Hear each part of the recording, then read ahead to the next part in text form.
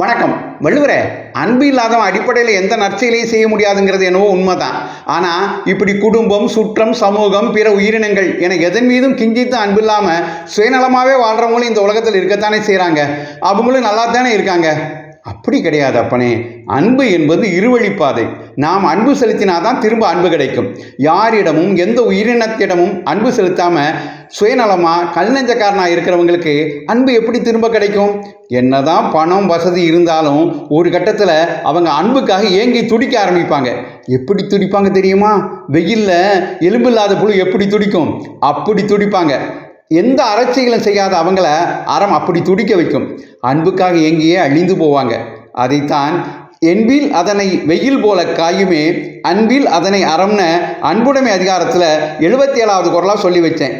விளக்கமாக சொல்லி முடித்தார் வள்ளுவர்.